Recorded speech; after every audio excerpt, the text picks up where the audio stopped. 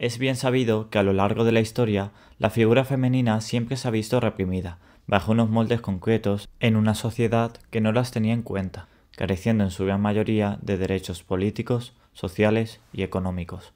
El siglo XIX en España no fue una excepción. En un siglo en donde la tasa de alfabetización era tan baja incluso para los hombres, muy pocas mujeres tenían la oportunidad de formarse, y mucho menos de participar activamente en otros ámbitos.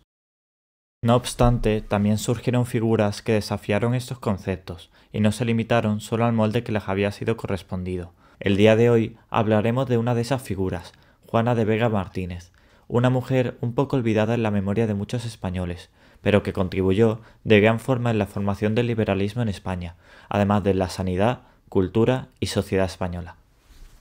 Juana de Vega nació el 7 de marzo de 1805 en A Coruña, Galicia, a pocos años de la Guerra de Independencia española. Su padre, de origen humilde, fue un liberal que logró hacer un exitoso negocio en Cuba, cuando aún seguía siendo una colonia española. Así, Juana recibió una educación muy poco usual para la época, no solo siendo formada para ámbitos domésticos, sino también logrando formarse en letras y humanidades. Así, de parte de su padre, heredó los ideales liberales propios de la Constitución de 1812, mientras que de su madre su afán por la lectura y escritura y su preocupación por la caridad. En enero de 1821 conoció al general Espoz y Mina, que acabaría siendo una de las figuras más importantes en su vida. Espoz y Mina fue un militar con fuertes convicciones liberales, con el que se casó a finales de año. Este general era considerado un héroe por sus importantes contribuciones contra los franceses y contra Fernando VII. Juana fue un importante apoyo a su marido, participando ambos muy activamente en la vida política. No obstante, esto les valió varios exilios, a causa del restablecimiento del absolutismo en 1823 por parte de Fernando VII. Durante la década ominosa, realizaron múltiples intentos de promover la Constitución de 1812, sin éxito. 2 años después, Espoz y Mina fallecería un 24 de diciembre, otorgándole a Juana el título de condesa de Espoz y Mina. El fallecimiento de su marido, a quien admiraba y veneraba, le afectó profundamente, vistiendo luto perpetuo y refugiándose en su casa de A Coruña. Su casa acabó por convertirse en un importante centro en donde personajes liberales ponían a discusión sus ideas. Durante esta época empezó a escribir Memorias de Espoz y Mina, que no fue hasta 1910 que fue atribuido a Juana y no al propio Espoz y Mina. Durante la regencia de Espartero, Juana es llamada a la corte para realizar el papel de aya de Isabel II, es decir, para ejercer de cuidadora y educadora. Pero, de todas las opciones, ¿por qué eligieron a Juana?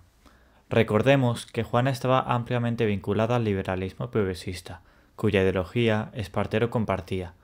Además, contaba con gran experiencia y prestigio, lo que era bastante raro para una mujer de su tiempo. Sin duda, esto fue todo un hito para la época. Hasta entonces, la educación de los monarcas siempre había estado en manos de la aristocracia. Sin embargo, Juana de Vega era una mujer de ideas progresistas, lo que significaba que, por primera vez, una futura reina de España sería educada bajo estos principios. Aunque al principio se negó, ya que no se consideraba ni preparada ni digna, acabó cediendo, siendo esta una oportunidad para educar a la reina de forma más liberal frente a su anterior educación, de carácter mucho más moderado. Un año más tarde, también se convertiría en camarera mayor del palacio.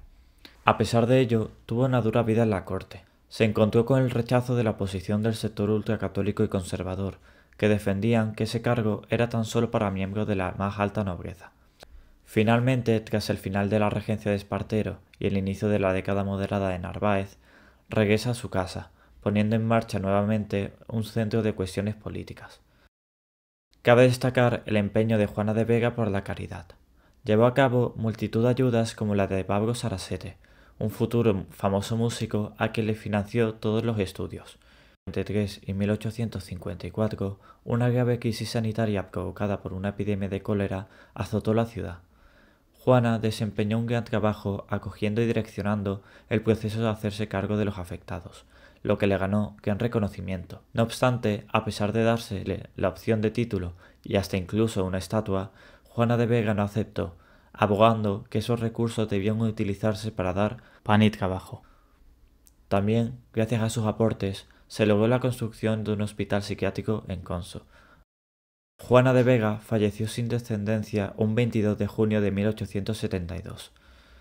Depositó todos sus bienes en la creación de una fundación aún vigente a día de hoy, la Fundación Juana de Vega, con el objetivo de reformar la agricultura en la zona. En la actualidad sigue desarrollando actividades para contribuir en este ámbito, dejando en claro su influencia y legado posterior. Juana de Vega fue una de las figuras liberales femeninas más influyentes en la España del siglo XIX, no adoptando durante su matrimonio únicamente el papel tradicional que le correspondería, sino también el de una mujer patriota, que luchó fervientemente en pos de sus ideales. Destacó por su gran activismo político, a pesar de ser inusual en la época, su apoyo a la sanidad y necesitados y su mecenazgo a la cultura.